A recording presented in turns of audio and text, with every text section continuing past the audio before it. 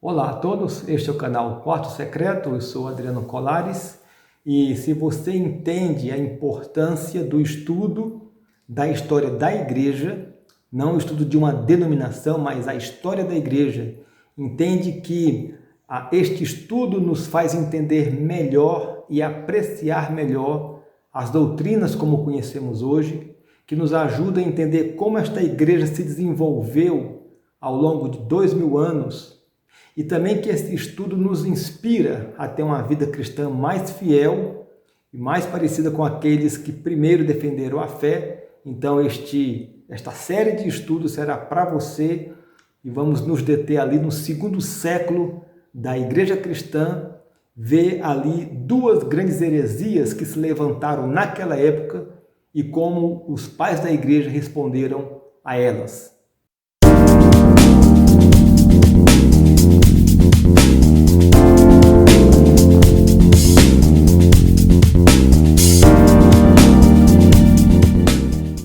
Então, neste vídeo nós veremos ali duas grandes heresias que surgiram no segundo século da igreja cristã, e nos vídeos seguintes nós veremos como que a igreja reagiu a essas duas perigosas heresias.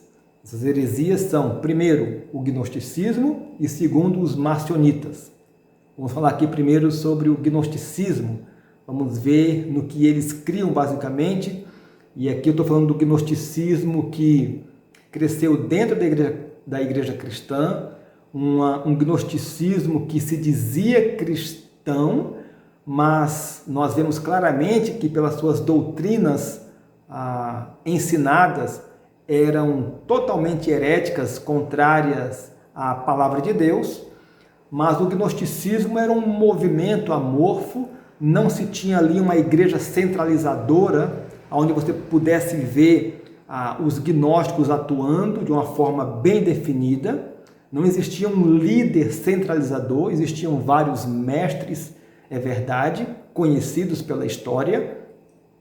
E foi uma heresia bastante difícil e perigosa para a igreja. Deixa-me dizer, assim, em linhas bem gerais, no que os gnósticos acreditavam. Eles criam primeiro que o Deus que criou este mundo foi um Deus mau. Eles partem então de que antes existia todo o mundo espiritual, tudo era espiritual, e um Deus menor, um Deus mau, um demiurgo, ele então tinha criado este mundo porque ele quis fazer alguma coisa à parte do Deus maior, e o que ele fez foi um aborto, que foi a criação deste mundo, e deste mundo mal, porque, sobretudo, os gnósticos entendem que a matéria é má e o espírito é bom. Então veja aí que é um dualismo platônico, ensinado na filosofia platônica, matéria má, espírito bom, e que então, quando esse demiurgo criou este mundo, aprisionou alguns espíritos com corpos neste mundo. Então, o grande objetivo do gnóstico é, então, se libertar deste mundo, desta prisão que é o corpo, e voltar de novo às regiões espirituais. E como que esta salvação, então, é alcançada? Ela é alcançada através do conhecimento profundo que Jesus deixou para um grupo seleto, para um grupo mais selecionado de pessoas capacitadas a entender aquele conhecimento secreto, hermético. Por isso que o gnosticismo tem este nome, né? O gnóstico vem de gnose, de conhecimento, e era através desse conhecimento que eles alcançavam a salvação. Bom, quem trouxe esta informação, este conhecimento? O Cristo. Mas quem era o Cristo? O Cristo foi um espírito enviado por Deus que se apossou de Jesus no momento do batismo de Jesus no Rio Jordão, mas que saiu dele na crucificação. Eles não criam que Jesus era Deus. Deus não poderia estar em forma de carne, de matéria, porque era má. Deus não poderia sofrer, Deus não poderia morrer. Por isso esse Cristo se apostou de Jesus.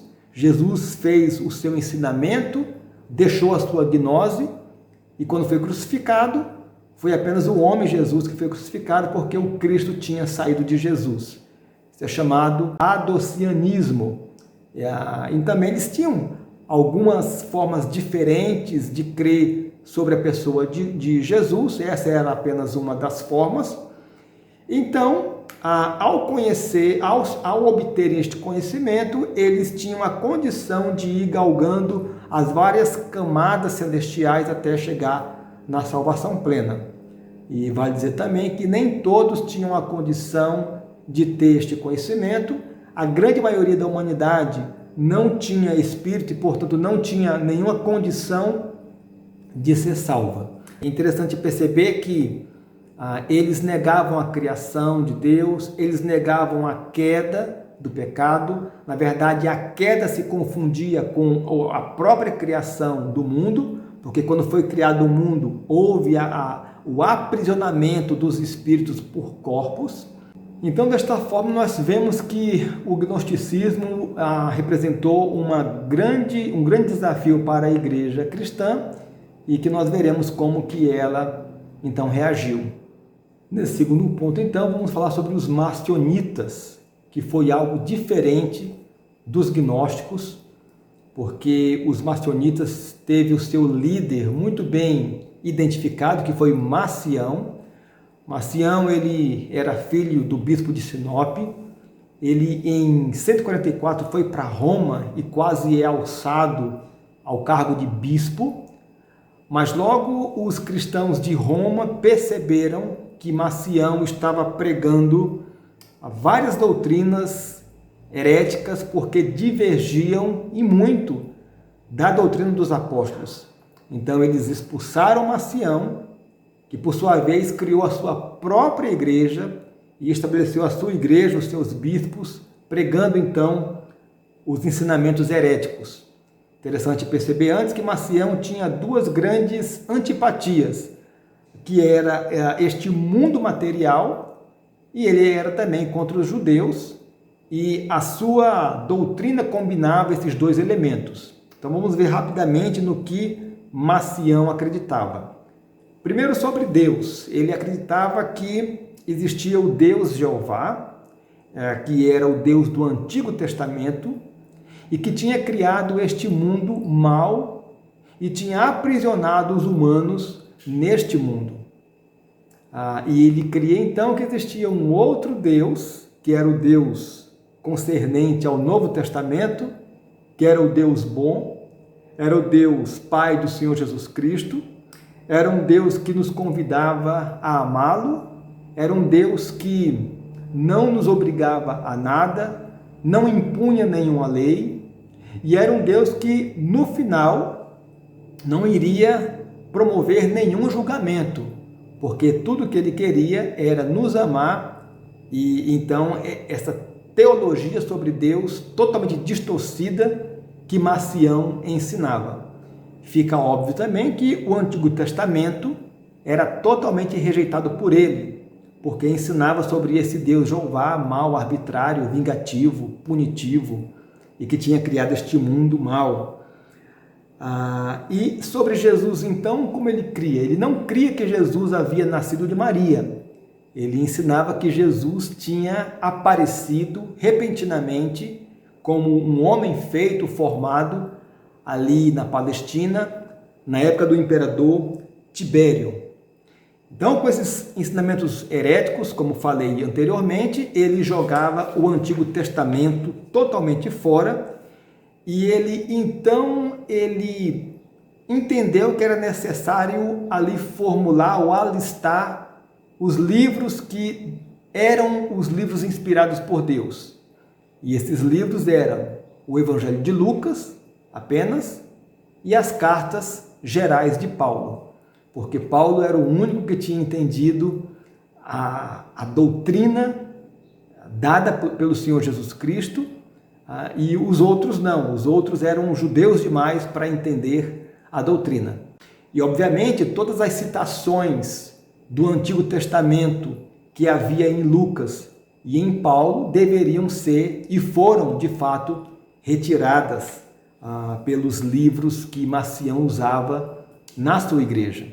Então você percebe que a doutrina pregada por Marcião, que cresceu, que foi forte, que fez grande frente à igreja cristã e que ele se dizia cristão, então foi uma doutrina que foi um grande desafio para os pais apostólicos, para os líderes, para os bispos daquela época. É digno de nota também que Marcião, então, ele negava a criação, ele negava a encarnação, ele negava a ressurreição final, ele negava o juízo final, o juízo de Deus sobre os ímpios. E mesmo assim, Marcião organizou a sua igreja com seus bispos rivais, fazendo frente ali à igreja cristã. Então, essas foram as duas grandes heresias que surgiram ali no segundo século. E no próximo vídeo, então, nós veremos como que os pais da igreja enfrentaram essas duas perigosas heresias. Então, que Deus te abençoe, um forte abraço e até o próximo estudo.